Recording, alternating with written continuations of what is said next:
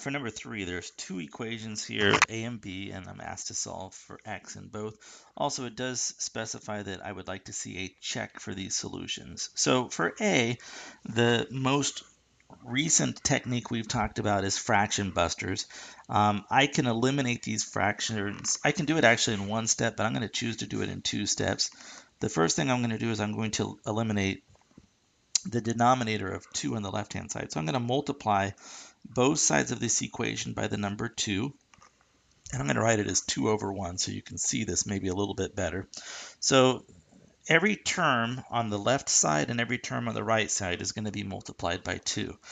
This will become 2 over 1 times x over 2. And that will equal 2 over 1 times 15 over 1 if I want, minus 2 over 1 times x over 3.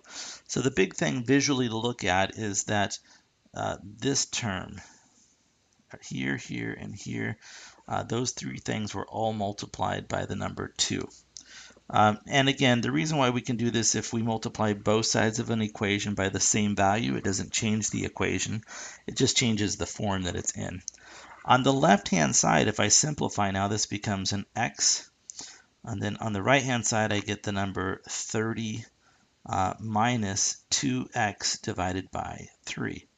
I'm going to do the exact same thing, but I'm going to multiply this time by 3 over 1 because I want to bust up this fraction that's on the right-hand side, 2x over 3.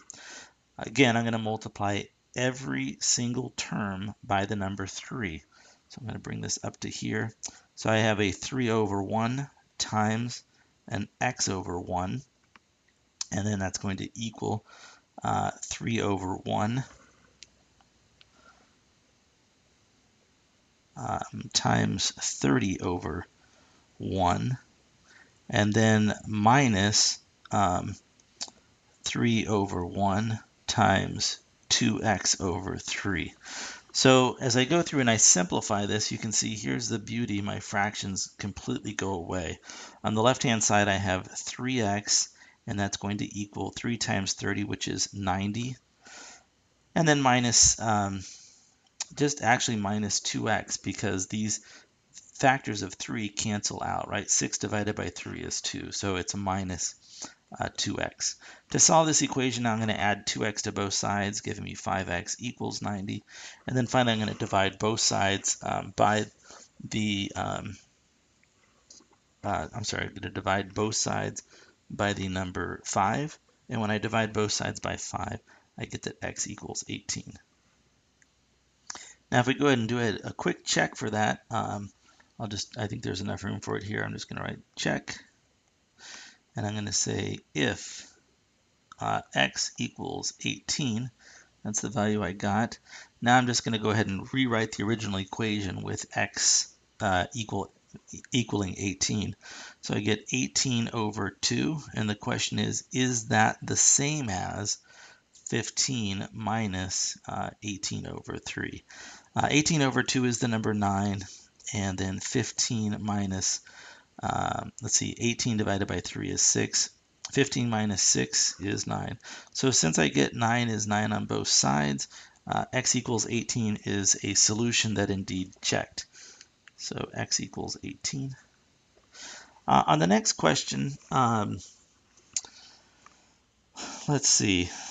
I think I'm going to go ahead and use the look inside method here, which is a little different. Looking inside, I know that if I take the square root of 16, I get an answer of 4. Let me write that down. The square root of 16 is 4. So that what that tells me is that this thing that's inside of the radical, that has to be the number 16.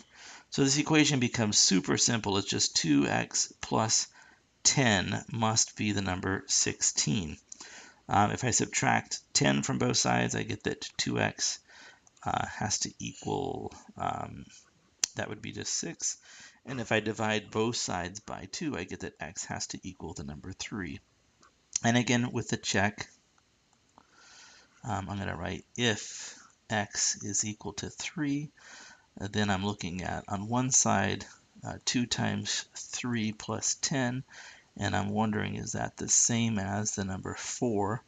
2 times 3 is 6. 6 plus 10 is 16. And the square root of 16 is indeed 4. So I get 4 on both sides. It definitely checks. So x is equal to 3.